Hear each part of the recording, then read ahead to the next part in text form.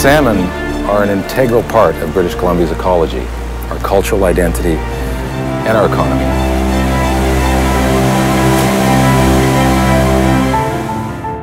And they face all kinds of challenges during their life cycle, from lice to viruses to global warming to pollution.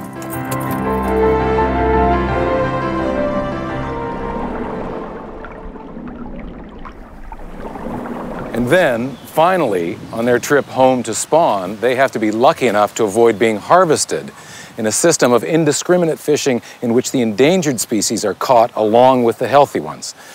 This is called mixed stock fishing.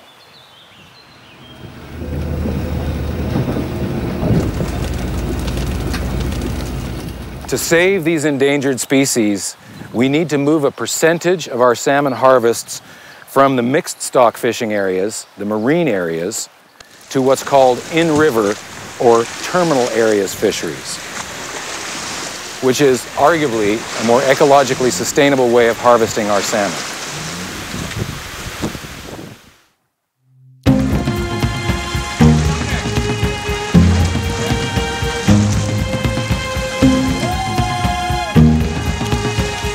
About 100 years ago, a lot of the salmon harvesting shifted from these terminal locations way up in the river systems, done mostly by First Nations, to an industrial fishery on the coast in these marine mixed stock environments.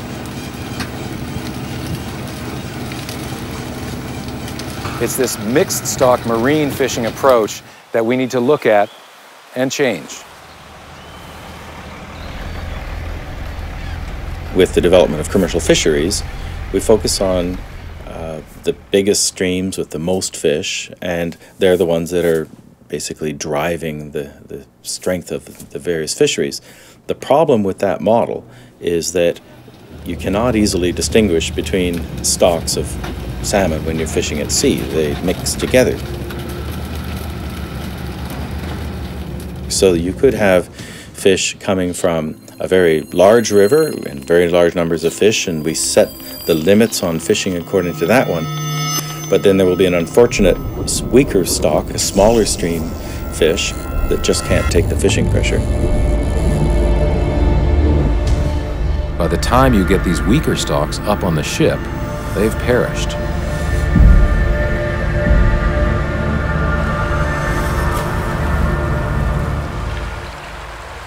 And these smaller stocks are important because some of them may have the genetic ability to adapt to warmer water temperatures. So if we lose them, we lose some of the adaptability of the species as a whole to adjust to varying water temperatures due to global warming.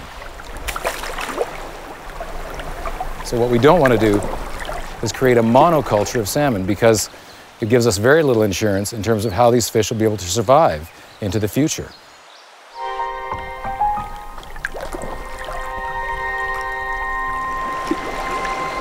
Because we don't know in the future which salmon runs are going to become more dominant and more successful as we fight climate change and all these different changes. And the ones we think that are weak now might be the strong ones in the future.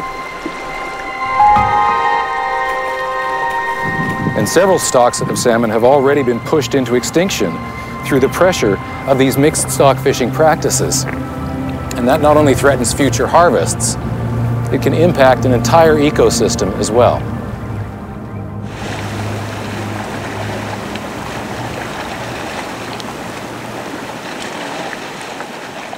When the salmon come back to spawn, they are bringing with them all these nutrients in their bodies that they've accumulated, and then they can start to enter the food web in all kinds of interesting ways. Everything from grizzly bears intercepting them at the estuaries or in waterfalls, right up to scavengers going after them after they die. Because the scavengers often leave their carcasses behind.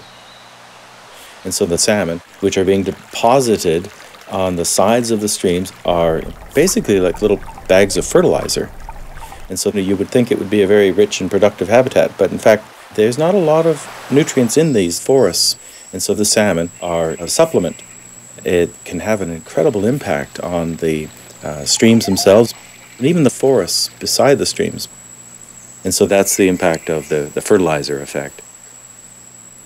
Now, the problem ecologically from this is that if you start pruning down the smaller stocks, it would mean that a small tributary that normally might expect to get 50 or 100 salmon is no longer getting those nutrients. It's no longer getting the fertilization effect of those fish on the plants and trees and so on, as well as the more obvious sort of megafauna like large carnivores.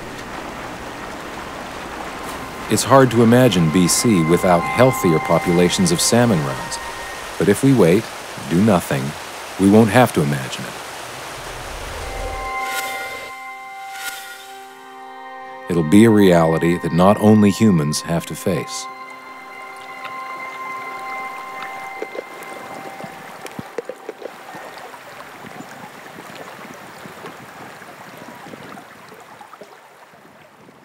The overfishing of these weaker, endangered stocks of salmon is a solvable problem. We need to harvest fewer fish in these marine mixed stock areas that happen along the coast and in the lower reaches of the larger river systems like the Skeena and the Fraser, and move our harvests closer to the spawning grounds, where we can actually focus on known, healthier populations of salmon runs and reduce the damage to the endangered species.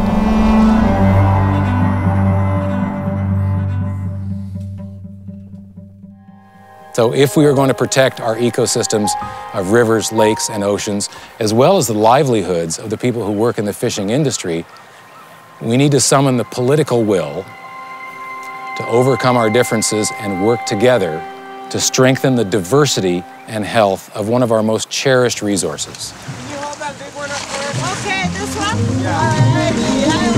All right.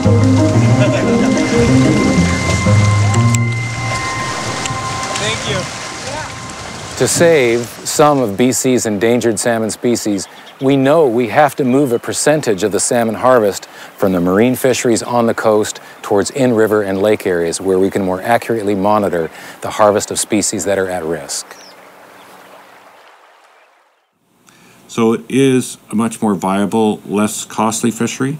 And what it does, it allows us to do, working within those fisheries, is look to what we call the sweet spot.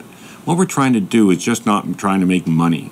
We're trying to also employ people and bring social benefits to places often with 80 and 90% unemployment. Tell us if we're in your way. Probably 95% unemployment here. And the fisheries here, it really means a boost to the morale of the people. Is also generating the economy of the families. We're finally getting to reap some of the benefits of the resources that we have. Well, I think it has the potential for a victory for everyone. I think that you can add value in a way that's sustainable and that people can make a decent living off of the resource.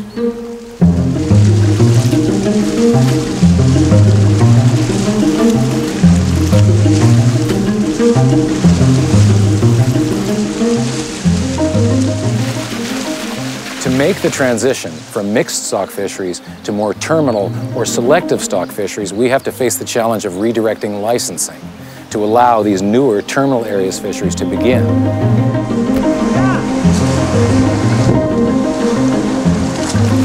One of the things we are challenged with is there's marine harvest there. How do you transfer that fish inland? It's one thing to say that, okay, we're just going to move some fish inland, but that's a difficult process because we're taking someone's fish, those in the commercial harvest, and we're moving them upriver.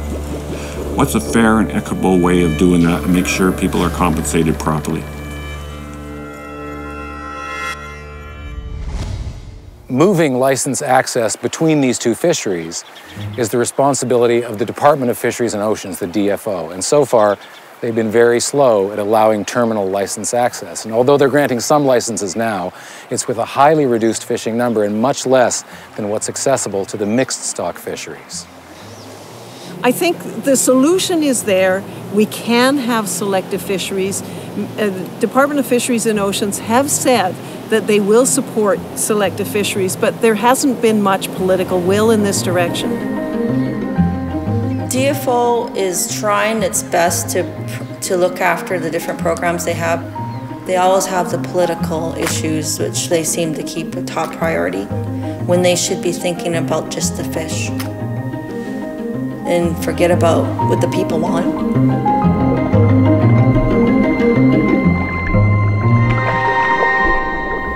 We don't matter. The fish matter. We want to protect the fish for future generations. That means many generations down the road. I have my son working with me now for the last 2 years. And I wanted him to see everything we do out here, all the salmon, how they work, so he could teach his daughter and his son when they grow older. I think that the way of the future in doesn't matter what resource that we're harvesting, we have to use less to sustain our community. Because it's what we do here. We live off of our fish here. All year round we live off of our fish here. And if they get overfished, what is our grandchildren going to have, right? For many of us, salmon are the ultimate icon of the West Coast, and we understand that in many ways they really are the lifeblood of our local coastal systems. And if we don't speak for the salmon, we're choosing to remain silent about something that's in danger and can never be replaced. The challenges are complicated, but they're not indecipherable. So let's learn about it and find a solution.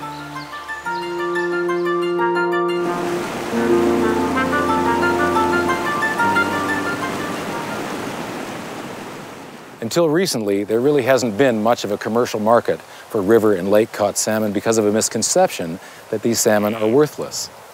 But this misconception or prejudice is based on the fact that river and lake-caught salmon have a lower fat content than marine-caught salmon.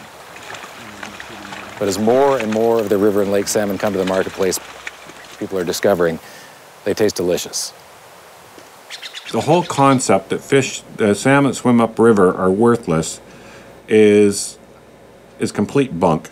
There is not a shred of truth to it, and that's proven by the economics of the fishery and how bad the processors want to participate with us in harvesting and processing it and marketing it.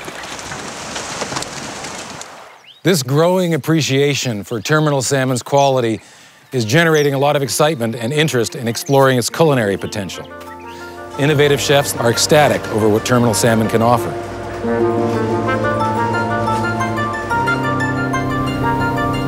The first time I got to taste the river fish or the lake fish, the lake sockeye, to me it was a joy because I was experiencing something I had not experienced before, and I loved it.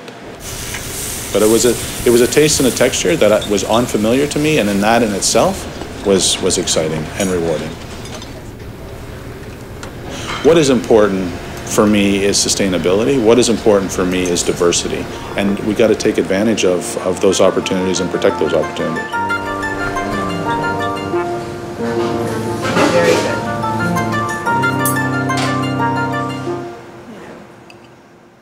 And with this new enthusiasm towards river and lake salmon, businesses in the industry are paying attention and seeing the opportunities in this new market. Being a lake salmon, it's somewhat new, or reintroduced, I should say, to the market. So it's explaining the story of where the sockeye comes from, how it's harvested, and what its applications for.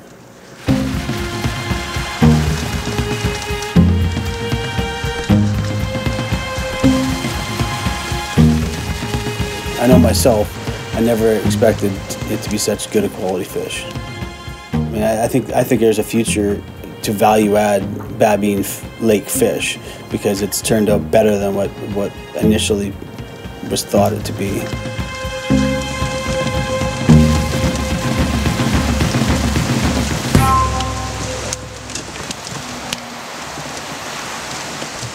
I think for those of us who've lived in British Columbia our whole lives, and I'm now in my 70s, so I have watched the huge decline in salmon and in fish in the ocean and all of this. And I think we do have an opportunity, especially with salmon, to change our course. And we must change our course. That means fishing very differently and in a much more selective manner. And it's up to all of us to take this stand and to move in this direction.